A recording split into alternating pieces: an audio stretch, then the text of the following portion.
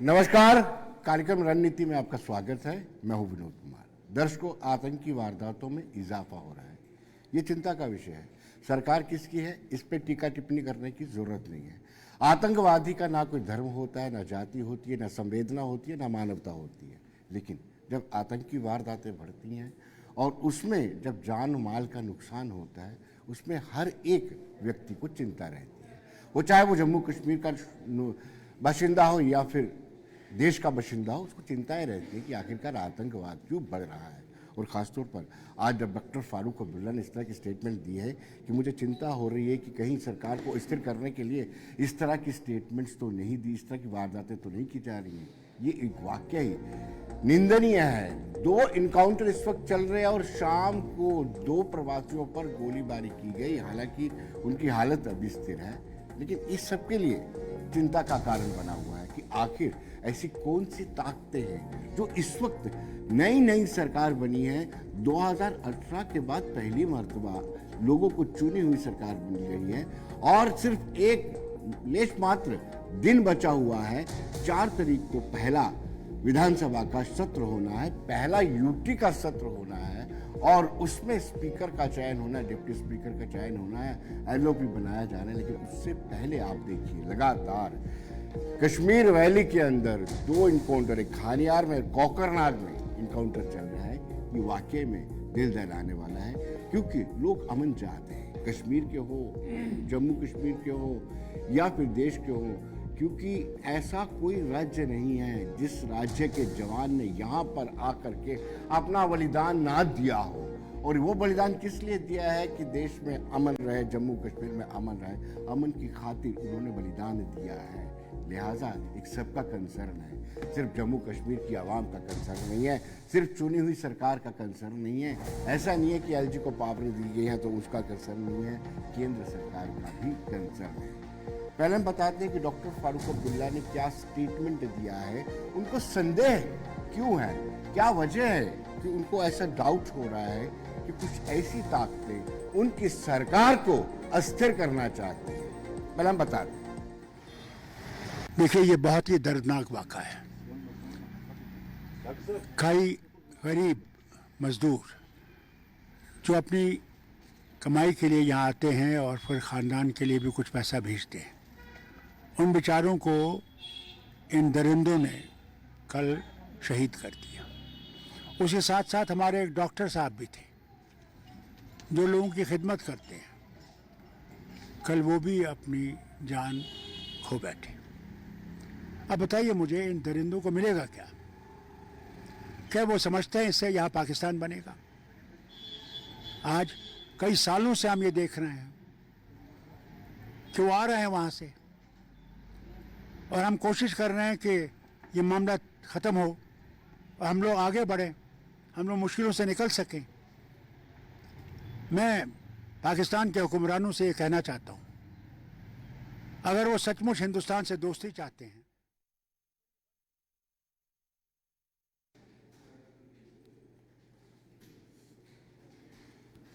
चलिए देखिए, खुद उन्होंने कहा कि कुछ लोग अस्थिरता फैलाना चाहते हैं और कहीं ना कहीं उन्होंने अपने ट्विटर हैंडल से भी कहा है कि इसकी जांच होनी चाहिए।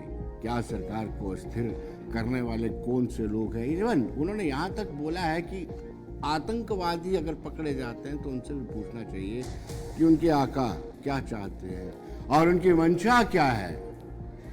फारूक अब्दुल्ला ने बहुत सारी चीज़ें आज कही हैं, बड़ी चुप्पी तोड़ी। हालांकि कुछ वक्त पहले भी उन्होंने कहा था कि पाकिस्तान भूल जाए कि वो अपने मंसूबा में पूरा होगा और कश्मीर पाकिस्तान बन पाएगा। आगा साहिब रूहुल्लाह मेहंदी जो सांसद हैं श्रीनगर से, उन्होंने भी बड़ी चिंता व्यक्त की है और कहा है कि दुखी हूँ, बड़गाम में नागरिकों पर आतंकी हमलों से खबर से मैं बड़ा दुखी हूँ। पीड़ितों और उनके परिवार के साथियों के साथ सहानुभूति चल रही है। कहीं ना कहीं हर एक व्यक्ति चिंता है, जो चिंतित है, हर एक व्यक्ति वो चिंतित है जिनका कंसर्न इन आतंकी वारदातों से जुड़ा हुआ है, जो चाहते हैं कि जम्मू कश्मीर में अमन फैले, शांति आए। गुलजार जी जी जी, अब हम सीधे लिए चलते हैं, हमारे साथ colonel S K. Mangotra, extreme right पे रिटायर्ड कर्नल एस.के. मंगोत्रा, कल साहब आपका स्वागत है। राकेश पंत भाजपा से ताल्लुक रखते हैं, राकेश जी आपका भी स्वागत है। एडवोकेट निसार गट्टू एनसी से ताल्लुक रखते हैं, निसार साहब आपका भी स्वागत है। और डॉक्टर विजय सागर धीमान रिटायर्ड ब्रिगेडियर हैं, ब्रिगेडियर साहब आपका भी स्वागत है। निसार साहब आपने देखा होगा किस तरीके से डॉक्टर फारूक अब्दुल्ला ने चिंता व्यक्त की है और कहा है कि कहीं कोई सरकार को अस्थिर तो नहीं करना चाहता है, आप क्या कहें? देखिए अरुण जी, सबसे पहले तो मैं ये कहूँगा, किलिंग किसी भी व्यक्ति की हो, किसी भी शक्ल में हो, किसी भी जिसे बोलते हैं अदा में हो, गलत है और हर बंदे को इसको कंडेम करना चाहिए। Apart from party politics, apart from region, religion, caste, creed और बाकी नेशनल कॉन्फ्रेंस का स्टांस आपने आज से पहले 96 में भी देखा होगा, उसके बाद भी देखा है। हम नेशनल कॉन्फ्रेंस फारूक साहब, उमर साहब ऑलवेज इन चीज़ों का लेके चलते हैं कि जितनी भी पाकिस्तान की या उनके एजेंटों की या किसी भी तरीके से यहाँ पे कोई भी चीज़ लोगों को सताने में, यहाँ का इंफ्रास्ट्रक्चर, यहाँ की डेवलपमेंट को अनस्टेबल करने के लिए उन्होंने हमेशा कंडम किया। और आज भी फारूक साहब ने ये कहा, उनको जो ये दिमाग में होगा कि ऐसी चीज़ें यहाँ पे करने से उनको ये पाकिस्तान बनेगा, तो ये मुश्किल है। मुश्किल क्या, नामुमकिन है।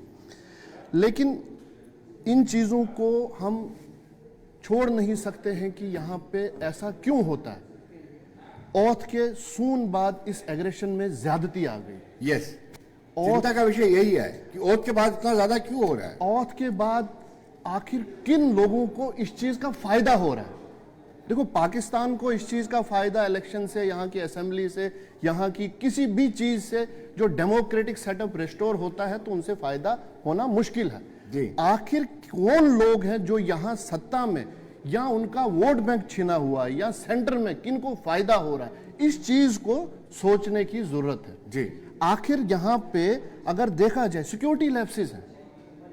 आपने लास्ट टाइम देखा होगा जब ये इलेक्शन का सिनेरियो करीब आने लगा तो जूं ही इलेक्शन का एक वो बिगुल बजने लगा तो हमने मिलिटेंसी का अप्रेज देखा। यहाँ पे आपने कुठवा से बंदे देखे, डोडा में एनकाउंटर हुआ, कुठवा में हुआ, बनाल में हुआ, राजौरी में हुआ, पुंछ में हुआ, जो कि जम्मू ऐसा खित्ता था कि डिस्पाइट 90s में इतनी पीक मिलिटेंसी थी, यहाँ पे इतने अटैक्स नहीं हुए।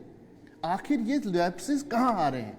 ये रेज क्वेश्चन करते हैं सिक्योरिटी लैप्सेस पे और उन लोगों पे जिनको यहाँ पे अनस्टेबल करने का, यहाँ पे डेमोक्रेसी रेस्टोर करने के बाद उनको उसका फायदा हो रहा है यहाँ की डेमोक्रेसी को अनस्टेबल करके। जी, तो ये चीजें हमने कहीं ना कहीं करण मंगोत्रा, आपने काफी समय कश्मीर में दिया है और आपने बड़े दौर देखे जब आतंकवाद पीक पर था और अब शांति आई थी। ये मान के चलना चाहिए 5 अगस्त 2019 के बाद थोड़ा अमन यानी पीस प्रवेल कर रहा था, लेकिन अचानक ही चुनाव होते हैं, 2024 में नतीजे आते हैं, उत्सर्वनी होती है और उसके बाद अब देखते हैं थोड़ा लगातार इजाफा हो रहा है। क्या कारण लगते हैं आपको?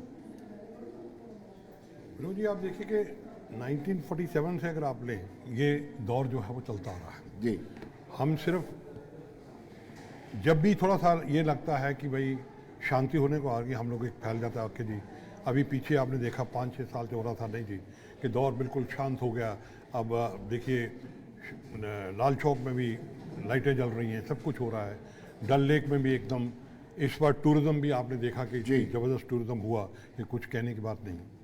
बट प्रॉब्लम यही है कि वो इस चीज़ को कभी भी एक्सेप्ट नहीं करता पाकिस्तान, और उनका ये है कि इस चीज़ को लाइव रखना ही रखना है। उनका मुद्दा कुछ नहीं है, जैसे अभी एडवोकेट साहब ने बताया कि कोई किसी को, पाकिस्तान को कोई गेन नहीं है इसमें, कुछ नहीं है, पर उसको ये है कि वो एक इशू लाइव रखना चाहता है और कोई ना कोई एक्टिविटी जो है वो करवाना चाहता है जो वो सपोर्ट करता है, ताकि इंटरनेशनल फॉर्म में ये रहे कि पाकिस्तान हिंदुस्तान अभी वो डिस्प्यूटेड ही चल रहा है, वो अभी उसका फैसला नहीं हुआ, जबकि हम लोग इसको मानते हैं, सब कुछ इसका सेटल हो चुका है, हम इसको एक्सेप्ट कर चुके हैं, सब कुछ कर चुके हैं। दी प्रॉब्लम है देश के, जब अब ये जो गैप आता है उसमें इनवेरेबली आप देखोगे कि they will reorganize themselves and suddenly you will find कि देयर आर सर्टेन अटैक्स। अभी जहाँ तक हमें लगता है ये पिछले काफ़ी 1-1.5 साल से बिल्कुल शांति वाला वातावरण चल रहा था, पर ये अपने आप को रीऑर्गेनाइज कर रहे थे। और अब जो लग रहा है कि इन्फिल्ट्रेशन जो हुई है वो छोटे छोटे ग्रुपों में हुई और बटे हुए हैं, स्प्लिंटर ग्रुप्स है जो कि अलग अलग जगहों में काम कर रहे हैं। उनको टास्क दे दिया जाता है कि आप फलां तरीक को ये इस इलाके में करेंगे, उसके बाद दूसरा है वो फिर शांत हो जाता है और दूसरे इलाके में जाकर स्प्लिंटर ग्रुप फिर एक्टिव हो जाता है। बट इसके साथ जो स्लीपर सेल्स हैं हमारे वहाँ पर पाकिस्तान के पेड, आप ये कह दें कि वहाँ कुछ नहीं है, that I will not accept it, because मैंने 23 साल वहाँ पर गुजारे हैं और मैं खुद जानता हूँ, देखा है मैंने। स्लीपर सेल्स वहाँ पर हैं जो एक्टिव हो जाते हैं। अब जिस इलाके में उन्होंने करना है उसको एक्टिव कर दिया और वो उनको, अब दी प्रॉब्लम इज दिस के वेयर इज दी हमारी जो सिक्योरिटी सेल्स हैं। मैं आपको सिंपल एक सवाल पूछता हूँ कि देखिए इन्फिल्ट्रेशन होती है बॉर्डर से, 70 किलोमीटर अंदर आकर वो एक्टिविटी करता है या 40 किलोमीटर एक्टिविटी करता है अंदर आकर। अब वो जो एक्टिविटी करता है तो वो जो 70 किलोमीटर अंदर आया है उसका ब्यौरा कहाँ है, किसके पास ठहरा हुआ था, कहाँ उसने एमुनेशन इकट्ठा किया, कहाँ उसने खाना खाया। तो इसे रेकी की ऐसा तो है नहीं आए एक दिन ऑपरेशन किया और चले गए। किसी भी ऑपरेशन को, चाहे वो हमारा आर्मी का ऑपरेशन हो या टेररिस्ट का ऑपरेशन हो, it takes time, it has to be planned, सब कुछ उसको करना पड़ता है, सोचना पड़ता है, देखना पड़ता है। तो ये कहाँ हुआ, और जो इस चीज़ को देख रहे थे उन्होंने पहले क्यों नहीं बताया। तो इसका मतलब ये है कि इंटेलिजेंस एजेंसीज, हमारा आवाम, इंटेलिजेंस एजेंसीज में आपस कोऑर्डिनेशन, लोकल जो आवाम है, जो लोकल वहाँ पर वो है, उनका जब तक कोऑर्डिनेशन है इनका सारा नहीं होगा तब तक है। आप जैसे अभी दुआ जी ने कहा, हमारे हिंदुस्तान के कोई भी स्टेट मुझे बता दिए जिसका शहीद ना हुआ हो एनकाउंटर में, वहाँ पर अगर वो कर सकते हैं तो फिर मैं मानता हूँ। देखिए ये बिल्कुल सही है कि सर मेरे पीछे हथियार लगा हुआ, बताइए मैं कैसे आपको आके बता सकता हूँ। आपको भी शहादत देनी पड़ेगी, आपको भी अपने बच्चे जो हैं वो मरवाने पड़ेंगे। अगर आप वहाँ भेज सकते हैं तो यहाँ क्यों नहीं मरवा सकते जी। आप करिए, शहादत दीजिए एक दो। जिस दिन ये पता लग गया कि अवाम हमारे साथ नहीं रहा, अवाम उनके साथ हो गया है, उन्होंने जाके बताना शुरू कर दिया है, उस दिन आप देखिए मिल्टन जी, मैं इनको कई बार मैंने वहाँ स्पीच दी थी, तो मैंने कहा देखिए मिल्टन जी तब कश्मीर से जाएगी जब आप लोग आके हमको बोलेंगे बोले साहबा आख नफर छू या पर जनाब, आख नफर छू या पर जनाब, तब मिल्टन सी जाएगी। अदरवाइज ये छुटपुट वारदातें चलती रहेंगी क्योंकि पाकिस्तान अपनी रोटियां सेकता है इसके ऊपर। डॉक्टर फारूक अब्दुल्ला का स्टेटमेंट आया है कि अब्दुल्ला सरकार को डिसेबल करने की कोशिश की जा रही है, हो सकता है कोई एजेंसी का काम भी हो।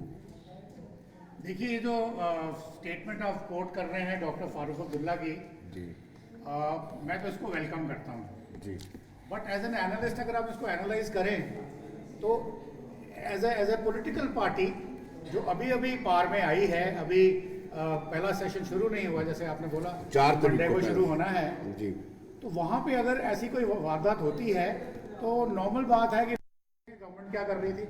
तो ये एक किस्म का I would say defensive option है कि हम बोलें कि हमको डिस्टेबलाइज किया जा रहा है। What is special about it? जब प्रधानमंत्री ने भी ओथ ली थी एज आफ्टर लोकसभा इलेक्शंस, उस दिन भी रियासी में 9 जून को ऐसे ही वारदातें हुई थी और वो उसके बाद बढ़ती चली गई, उसके बाद बढ़ती चली गई और शायद आज भी वही हो रहा है। अब कौन इंटरेस्टेड है इन चीजों में करने के लिए? मैं ये नहीं कह रहा कि फारूक साहब ने कोई गलत स्टेटमेंट दी है, परंतु मैं कह रहा हूं कि ये एक किस्म की डिफेंसिव मेंटालिटी थी। अब पहले इसको एनालाइज करिए ना, are you becoming government for the first time? No, आप पिछले 40, 50, 60 साल से हुकूमत करते आ रहे हैं। आपको मालूम है पॉलिटिशियंस के बारे में, पॉलिटिक्स के बारे में, पूरा टेररिज्म के बारे में। तो ये इसका एनालिसिस क्या है? एनालिसिस इसका ये है कि अभी ये मिलिट्री सोल्यूशन नहीं रहा।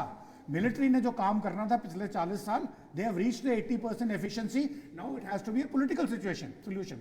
अगर आपकी ओपनिंग सेंटेंस अगर आपने जो अभी दिया है, अगर आपको याद हो कि आपने बोला ये सबकी जिम्मेदारी है, ये गवर्नमेंट ने भी करना है, एलजी ने भी करना है, लोगों ने भी करना है, प्रधानमंत्री ने भी करना है। मतलब कि it is a mutual responsibility of everybody to finish this. परंतु हमारी प्रॉब्लम जो अगर हम पीछे 40-50 साल में जो यहाँ पे हुआ है, पॉलिटिकल अपॉर्चुनिज्म हमेशा कैरी किया है, वोट बैंक पॉलिटिक्स हमेशा चले हैं। उस चीज को अभी हमने भूलना होगा और मिलकर के बात करना होगा। अभी ये जो इंसिडेंट हुए हैं इसको भी थोड़ा सा एनालाइज करें। कौन इंटरेस्टेड है कि भाई यहाँ वैली में अमन ना हो? क्यों? क्योंकि लोकसभा इलेक्शन भी हुए हैं, असेंबली इलेक्शन भी हुए हैं, और यहाँ पे इसकी जो वोटिंग परसेंटेज आई है, पहले होती थी 2%, 4%, 12%, 20%, आज है 80%, 70%, इस किस्म की हुई हैं। तो दुनिया को क्या संदेश जा रहा है? फ्री एंड फेयर इलेक्शन हुआ है, ये बड़ा बड़ा चैलेंज था, बहुत बड़ा चैलेंज था। जी। और ये जॉर्ज सोरोस जैसे जो CIA के लोग हैं या ISI के हैं, उनको हजम नहीं हो रही, तो उन्होंने कुछ ना कुछ करवाना है। परंतु उस करवाने के बीच में अभी देखिए, जैसे अभी खानियार की बात करी है, अभी ऑपरेशन चल रहा है, पर उन्होंने वहां पे कोकरनाग में भी चल रहा है, बांदीपुरा में कल रात को हुआ है, तो उन्होंने क्या, सिक्योरिटी फोर्सेस ने क्या पकड़ा है? उन्होंने पकड़े हैं 2 पिट्ठू बैकपैक्स। उसमें से क्या निकला है? खाने का सामान। उसमें से क्या निकला है? एमुनिशन। अब खाने का सामान मतलब कि ये लोग डेफिनेटली बाहर से आए हैं। इसका मतलब कि मैं कश्मीर के लोगों को मुबारकबाद देना चाहता हूं कि उन्होंने जो इनको सपोर्ट देनी थी, लॉजिस्टिक सपोर्ट, वो शायद कम कर दी है, इसीलिए वो लेकर के आ रहे हैं साथ में। अगर उनको पता होता कि जो उनकी पॉलिसी थी कि पहले आप जाके वहां पे रम जाइए, वहां पे रह जाइए और एक नॉन डिस्क्रिप्टिव चीजें रहिए, और जब पाकिस्तान के क्रॉस से बॉर्डर से ऑर्डर मिले तो आप एक्टिवेट हो जाइए और कुछ करिए, मेरा मतलब वो पॉलिसी भी अभी खत्म हो रही है। इसका मतलब अवाम जो है वो सिक्योरिटी फोर्सेस के साथ आ रही है और उनको समझ में आता है कि भाई पीसफुल तरीका रहना ही एक सही परिभाषा है, अदरवाइज ये हमारा डूम्सडे है। चलिए, मैं राकेश पंडित से जानना चाहूँगा, जिस तरीके से आतंकी हमले हो रहे हैं, कुछ जो स्टेट गवर्नमेंट और सेंट्रल गवर्नमेंट के बीच में जो एक अभी तक तो बड़ा कॉर्डियल एटमॉस्फेयर बना हुआ है, कहीं इस पे हर्डल ना क्रिएट हो जाए? पहले तो मैं इस बात पे आ जाऊं कि कहा गया है कि पिछले 16 दिन में ये कोई 5 पहले आतंकवादी घटनाएं हुई और 2 जो आज चल रहा है एनकाउंटर, 7 हो गई टोटल मिला के। इसमें कुछ हत्याएं भी हुई। और अभी जब उमर साहब यहाँ पर फारूक अब्दुल्ला साहब का वक्तव्य मैं देख रहा था, तो उन्होंने कहा कि ये डिस्टेबलाइज करने की एक कोशिश हो सकती है। भाई वो बताएं ना कौन डिस्टेबलाइज कर रहा है, उसका नाम ले, वो ही शुड कोट द एजेंसी। और उसके बाद आप देखें कि अगर इस सारा घटनाक्रम जो है, अगर आप इसको थोड़ा सा पीछे ले जाएं चुनावों के समय में, तो आपको ये देखना पड़ेगा कि उनका जो मैनिफेस्टो था वो क्या था। उस मैनिफेस्टो में लिखा हुआ कि आप ऐसे जिनके ऊपर लगाए गए हैं उनको छोड़ा जाएगा, जिन्होंने पत्थरबाजी करी है उनके ऊपर से सारे मुकदमे हटाए जाएंगे। और ये तभी नींव पड़ गई इस चीज की कि उमर सरकार जब आएगी, पाकिस्तान जो है वो फिर से एक्टिव होगा और इस तरह की घटनाएं जो है वो यहां घटेंगी। और फारूक अब्दुल्ला यहां तक कहते हैं कि ये डिस्टेबलाइज करने की कोशिश है। मुझे ये बताएं कि वो किसकी तरफ इशारा कर रहे हैं? पाकिस्तान का नाम लेना चाहिए ना उनको, वो भारत की धरती पर बैठे हुए हैं, उनका नाम लेके पाकिस्तान जो है वो डिस्टेबलाइज करने की कोशिश कर रहा है। अभी कर्नल साहब ने कहा कि किन लोगों को फायदा हो सकता है कि अगर कश्मीर जो है उसमें शांति भंग होती है, जम्मू कश्मीर फिर आतंकवाद के रास्ते पर चलता है, तो फायदा किसको होगा? पाकिस्तान को होगा। तो उनको नाम लेना चाहिए, वो लेते नहीं क्योंकि वो उनके आका हैं वहां पर बैठे, उनका नाम लेंगे तो समस्या में खड़ी हो जाएगी। तो इसलिए फारूक अब्दुल्ला जो है, उमर अब्दुल्ला, पिछले ये जो 16 दिन की घटनाएं उसके ऊपर एक शब्द पाकिस्तान के लिए नहीं बोला।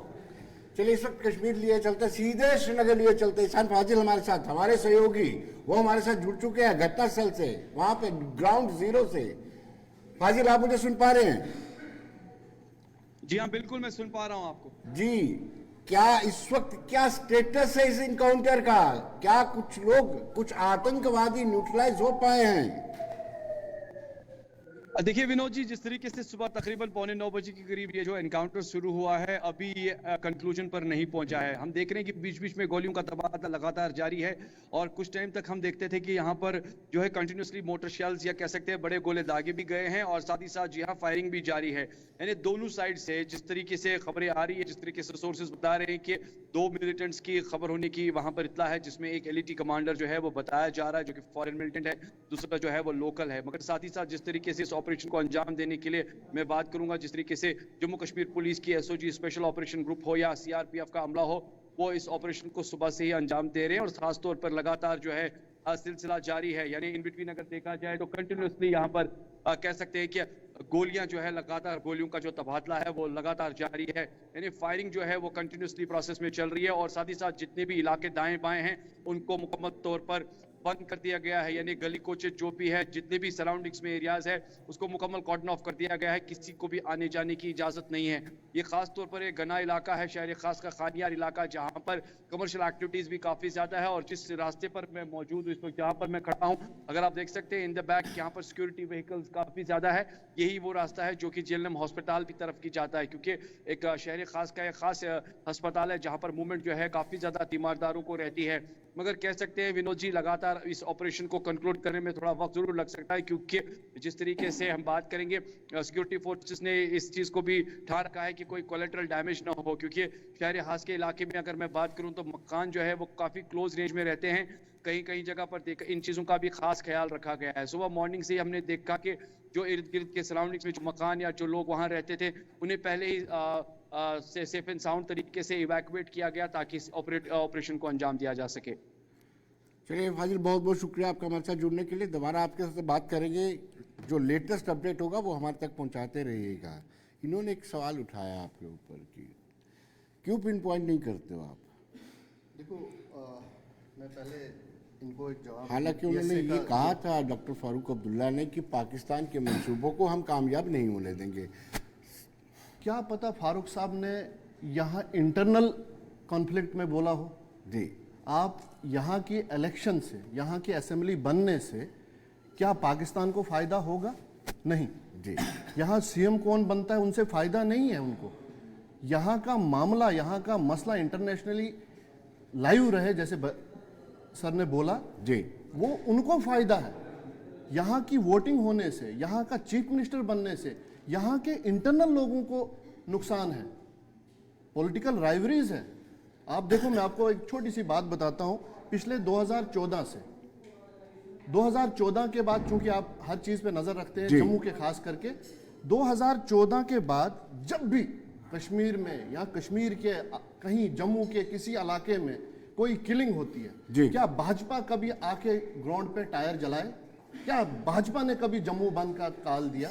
जी। क्या भाजपा कभी बाहर आके उनकी किलिंग्स के लिए बाहर आए? ऐसे तो 2014 से तो पहले बाहर ही होते थे। जम्मू बंद, जम्मू में टायर जले, जम्मू में ये हो गया, जम्मू में स्कूल बंद। उसके बाद क्या हुआ? आज भी तो लोग मरते हैं, आज भी तो किलिंग हो रही है, आज भी वही इनोसेंट लोग हैं, तब भी वही इनोसेंट लोग थे। ऐसा क्या है? भाजपा क्या चाहती है अभी? क्या ये बातें उनकी तरफ जाती हैं कि वो डिस्टेबलाइज करना चाहते हैं ये चीजें? आप देखो, कुटवा में, हीरानगर में अटैक हुआ, आप देखो डोडा में अटैक हुआ, राजौरी पुंछ में हुआ, कहीं पे जम्मू बंद की कॉल नहीं आई। डांगरी में हुआ, यहाँ रियासी में हुआ, वहां पे किसी जवाब ले लेते हैं। आपके पास आने पाऊंगा, राकेश पंत जी जवाब दे देंगे। मेरे मित्र कह रहे थे कि अभी की भारतीय जनता पार्टी के लोग जो हैं वो 2014 से बाहर नहीं निकले, ये कहाँ सोए हुए थे? अभी प्रदेश के अध्यक्ष जो हैं वो कश्मीर दौरे पर गए। कश्मीर दौरे पे तो जाते हैं, जम्मू कब बंद किया? अभी रुकिए, आपने कहा जम्मू बंद की कब की? आपने जम्मू 2014 से पहले टायर जला के पूरा जम्मू काला कर देते थे, वो कब कर दिया? पहले कश्मीर को भी काला किया। तो जाएंगे, सुनिए ना पहले आपको उसको सुनिए पहले। प्रदेश अध्यक्ष जो है वो वहां पर गए और उस फैमिली के पास गए जो मिलिटेंट एक्टिविटीज में जहां शहादत हुई थी परिवार की। मैं आप जम्मू में आ रहा हूं, शांत हो जाइए ना, शांत हो जाइए पहले, शांत हो जाइए, अपने टर्न पे बोलिए ना, पहले सुन लीजिए। आप सवाल मुझसे आपसे नहीं कर रहे हैं, ठीक है? आप सुनिए पहले। आप जम्मू की बात करते हैं कि जम्मू में इतनी आतंकवादी घटना कब बंद किया आपने? अरे सुन लीजिए ना, थोड़ा सा सब्र रखिए, सब्र रखिए ना थोड़ा सा। आप लोग क्या कहते थे 14 के पहले? ये हो रहा है, भारतीय जनता पार्टी ये कर रही है, ये कर रही है, अभी इलेक्शन बनने से पहले कर रही है भारतीय जनता पार्टी। अरे मैं तो ये कहता हूँ कि जहाँ की फोर्सेज जो है, और आज भी हमारी सुरक्षा, अरे बस करे ना, आपने क्या किया सबको मालूम है, वहाँ पर सबको मालूम है। वहाँ पर देखो 87 से लेकर 89 में आप खड़े हो यहाँ पर लंदन में, 47 क्या बात करते हैं आप? क्या बात करते हैं आप? आप कैसे जवाब देंगे? सर आप कहाँ थे? आप बोलो कौन सा रिप्रेजेंटिंग आपने किया? आप छोड़िए उसको, छोड़िए ना, बंद बोलो आप छोड़िए जम्मू उसको। में किया। आप यू नॉट रिप्रेजेंटिंग जम्मू, बिल्कुल आप कश्मीर रिप्रेजेंट कर रहे हैं, ये घटना है वहां पर हुई। मैं जम्मू का हूँ, आप कश्मीर के लोगों को मैं जवाब जम्मू दीजिए का हूँ। पहले। नहीं, आपने आप हमारे कश्मीर लिए को बंद रिप्रेजेंट किया। कर रहे हैं। आप 42 बोलो सीटें मिली आपको बुंदेलखंड वहां में से। लोग मरे, कब आपने 42 बंद किया? सीटें मिली कश्मीर 83 में, में आपने लोग 42 सीटें, आप राजौरी पुंछ में अरे देखो। 42 सीटें मिली सर, आपको। राजौरी पुंछ में आपके आप मुख्यमंत्री देखो। को 2 जगह से सर, उन्होंने जम्मू- जिताया, वहां जवाब दीजिए। आप जम्मू को सिर्फ अरे जम्मू की बात नहीं करिए आप, जम्मू आपको बोलते शोभा ही हैं। नहीं देता। सर, राजौरी जम्मू की पुंछ बात आप करना बोलो। आपको शोभा ही नहीं देता। सर, जम्मू आप राजौरी पुंछ जम्मू की बोलो, बात डोडा- करना आपको डोडा, शोभा नहीं किश्तवाड़, देता। रामबन बोलो। एक्सरे की मशीनें तक आप उठा कर उधमपुर लेके गए थे बोलो। वहां सर, पर। आप बोलो अरे छोड़े ना जम्मू कब बंद उसको, किया? उसको छोड़िए, आप जवाब नहीं दे छोड़िए सकते। उसको। आज आप 2014 उसको से छोड़िए। लेके आज चलिए, तक मुझे जम्मू लगता है- के- मुझे लगता जम्मू है के कि आज- सिविलियन के मरने के लिए कभी भाजपा उनको पार्टी जवाब की- दीजिए, आप उनको जवाब दीजिए। जहां 42 सीटें लेकर आए हैं। संवेदनशील सर, मुद्दा हमने रखिए दिखाया जी। डेमोक्रेसी आज में सियासत हम ना रिश्ते की हो जाए गए, तो चीफ ठीक है। ये कल होगा। नेशनल कॉन्फ्रेंस उनको जी, जवाब जी, दे, जी। जहां से बहुत चलिए, बड़ा जी, मैंडेट जो है वो ये चलिए। लेकर रहे हैं। बिल्कुल उनके ठीक। बच्चों को कल जवाब होगा। दीजिए जाकर। मैंडेट उनके इसका- बच्चों को जवाब दीजिए जाकर। जम्मू का हमसे नहीं दोबारा बोलिए। से हम अमल- देखेंगे जम्मू का क्या होना है। आप क्यों देखेंगे? अरे चलिए, छोड़िए ना, आप उधर देखिए, यहाँ लोग उधर देखिए। 42 सीटें लेकर आए हैं। करण मल्होत्रा, मुझे लगता है 42 सियासत नहीं होनी विनोद जी, चाहिए। मैं- करण मल्होत्रा, वहाँ का सर, कश्मीरी, 56 आम सीटें। कश्मीरी, एक मिनट रुक जाइए भाई साहब। स्पोर्ट होके 56 आम सीटें कश्मीरी आ गई। जो है, ये पिछले जितने भी यहाँ पर आतंकवादी घटनाएं कश्मीर में हुई, आम कश्मीरी अपने बच्चों को लेकर फिर से एक संशय उनमें बन गया कि वही पहला वाला दौर जो है वो यहाँ पर आने वाला है। किसकी वजह से? 2 सीटों, अरे आपकी वजह से, आपको 42 सीटें आपकी वजह से, आपकी वजह से 42 आपने सीटें डोगरा दी। चलिए, आपने चलिए, डोगरा चलिए, बनाना था। चलिए, चलिए, आपने चलिए। डोगरा देना करण था। मल्होत्रा, 6 इसको कैसे रोका जा सकता है? चलिए, चलिए। आप सेंटर और स्टेट में चलिए, 6 चलिए। यूनिवर्सिटी करण मल्होत्रा, कैसे रोका जा आपको सकता है? VC देखता आप बनाते इसको कंट्रोल कैसे किया जा सकता है? रोकना तो अभी कठिन है। आतंकवाद खत्म करना मुझे नहीं लगता। उसमें नहीं आते क्योंकि I am giving it from military point of view. देखिए, इसको हम लोग वहाँ पर ये पहले भी कह चुके हैं। मैंने आपको सिर्फ एक सवाल पूछा, वही कि 70 किलोमीटर की जो बाकी वो है उसको शिनाख्त की जाए।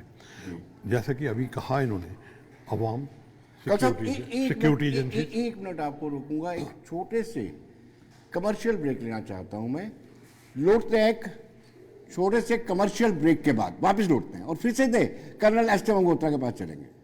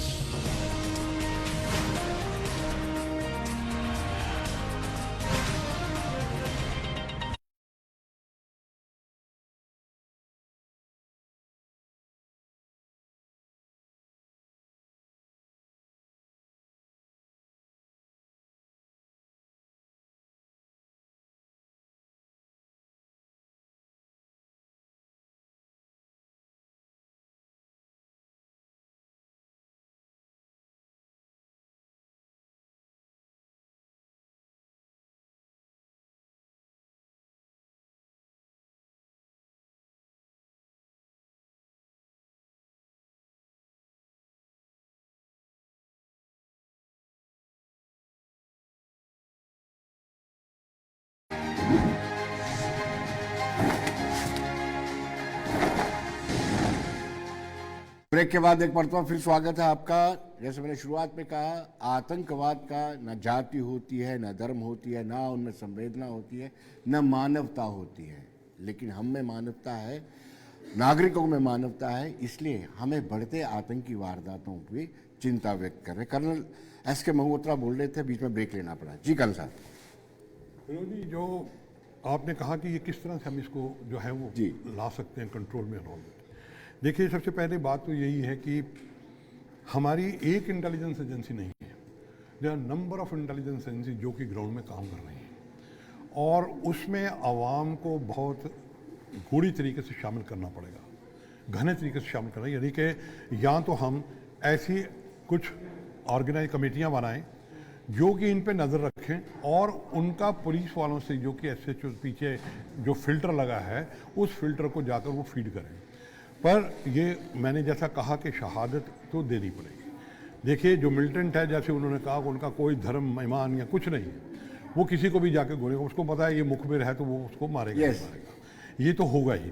पर हमको कुछ ना कुछ वहाँ पर आवाम को करना पड़ेगा कि ठीक है, ताकि ये मिलिटेंटों में ये जाए कि भाई अब तो आवाम जो है वो तो बोलना शुरू कर दिया उन्होंने, तो वो तो छोटी सी चौकी जो थी उनके पास भाग के चले गए वो, और उन्होंने आकर ऑपरेशन किया और हमारे बंदे मार दिए। तो जब तक ये चीज़ जो है वो एक कोऑर्डिनेशन, वेल कोऑर्डिनेटेड वो नहीं होगी, पर क्या है कि वहाँ पर जैसा हम बोलते हैं, आज से नहीं बहुत पुरानी है कि जयचंद हैं, अब जयचंद वहाँ पर भी हैं, वहाँ पर भी मुखबरी होती है, मुखबरी में भी ब्रेकेज होती है, लीकेज होती है।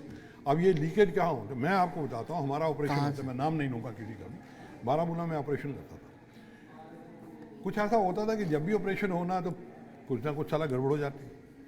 तो मैंने फिर कमांडर साहब से कहा, अपने DOC साहब से मुझसे बातचीत हुई, बोल रहे क्या प्रॉब्लम है।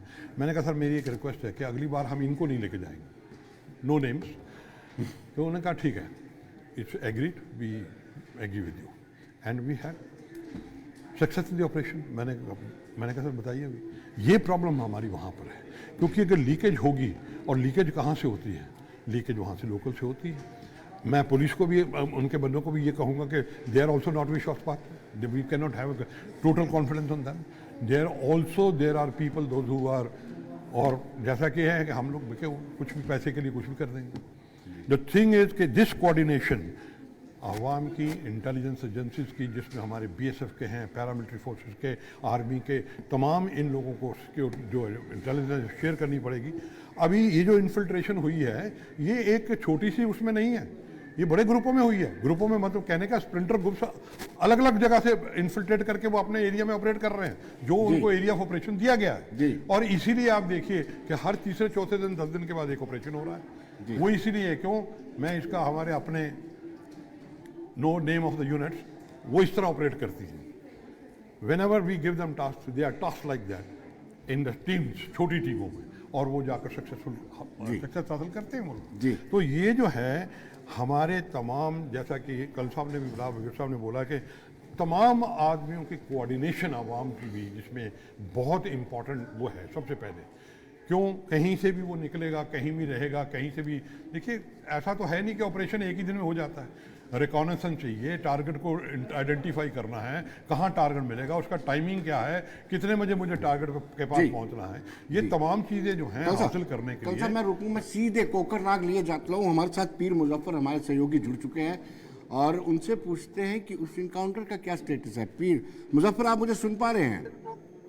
जी।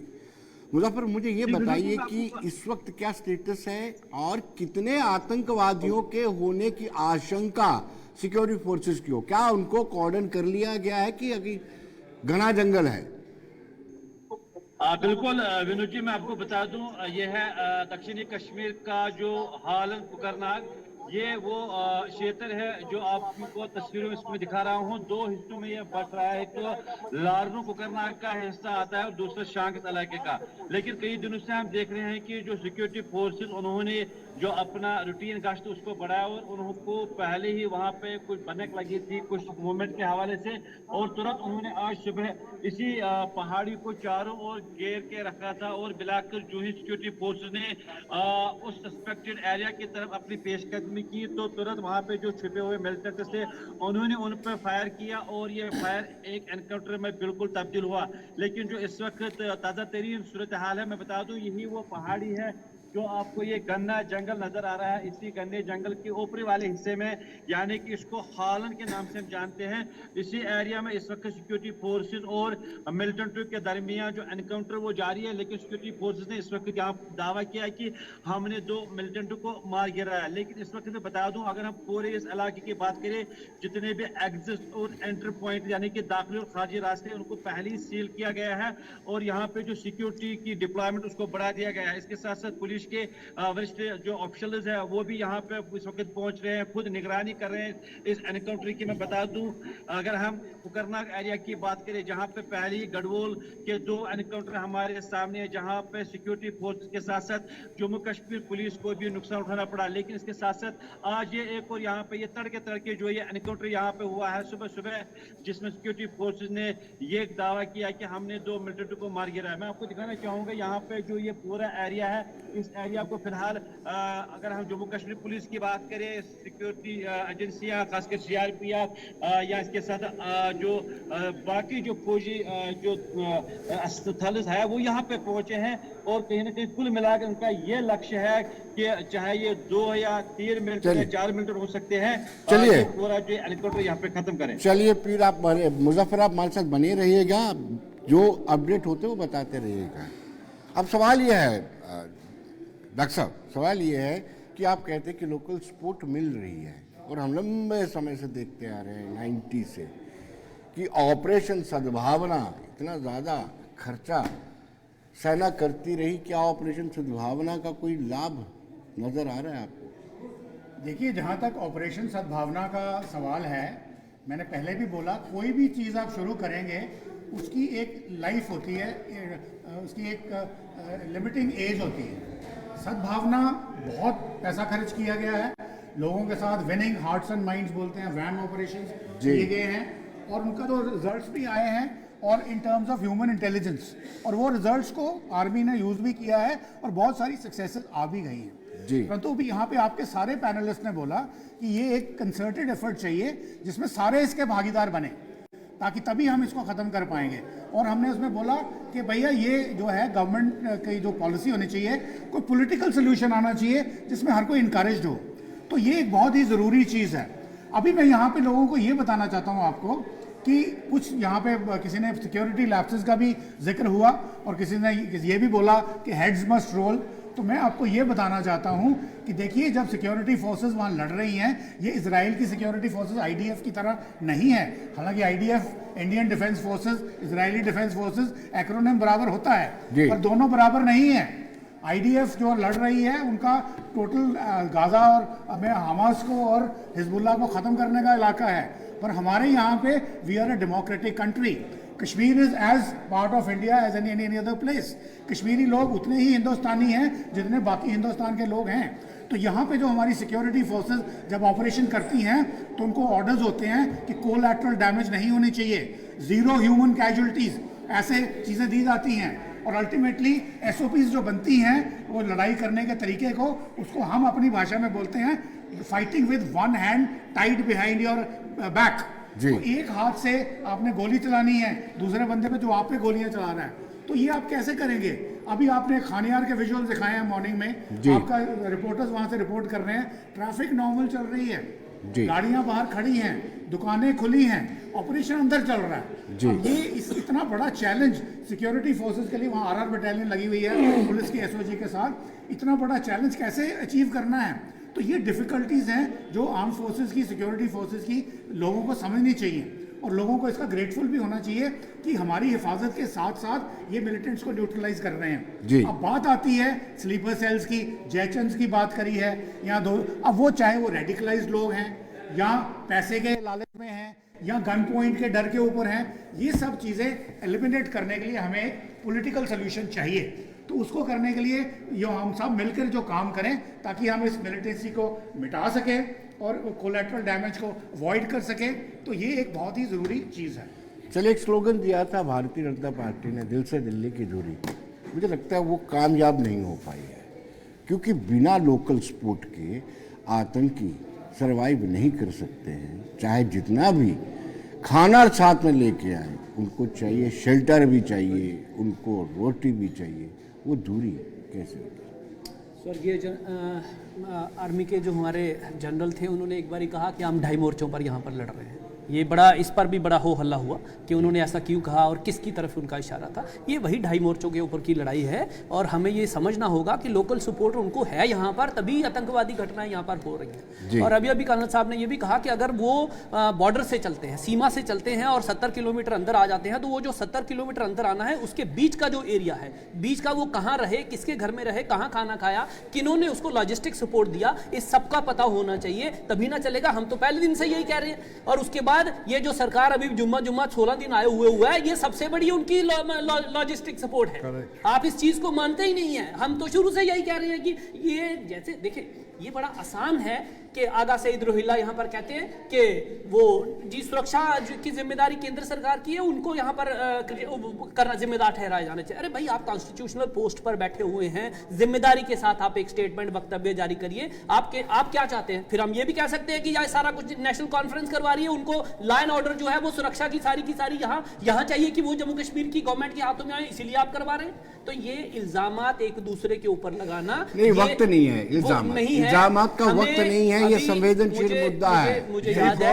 यही सवाल गवर्नमेंट जो थी वो गवर्नर साहब से पूछती थी। और दूसरा विनोद जी, मैं अभी अपने एक हमारे विधायक जिनकी अभी मृत्यु हुई, स्वर्गीय देवेंद्र सिंह राणा साहब, उनका जो आखिर का एक प्रेस बाइट था, मैं उसका भी जिक्र भी यहाँ पर करूंगा। उन्होंने कहा कि हम लोगों को इकट्ठे होकर यूनाइटेडली इस चीज के लिए लड़ना चाहिए जो आतंकवादी घटनाएं हो रही हैं, जहां पाकिस्तान परस्त जो लोग यहाँ पर बैठे हुए हैं, वो उनके खिलाफ इकट्ठे होकर, ना कि एक दूसरे के ऊपर हम लोग छीटाकशी करें और फिर उसके ये हमारी कॉमन प्रॉब्लम है। लेकिन यहाँ की जो सरकार है, ये आप इस चीज को मानेंगे कि उनके सिंपैथाइजर जो है वो इस सरकार में भी बैठे हुए हैं, तभी ये घटनाएं जो है वो बड़े पैमाने पर बढ़ रही हैं। पॉलिटिकल स्टेटमेंट एक साइड हो सकती है, परंतु मैं यहाँ जरूर कहूंगा कि अभी हमको इसका सोल्यूशन चाहिए। और जहां तक सोल्यूशन की बात करते हैं, तो मैं आपको बताऊं, देयर पॉजिटिव इंडिकेशन है हमारे पास कि अवाम जो है उन्होंने मिलिटेंट्स का साथ देना छोड़ दिया है। 100% नहीं है,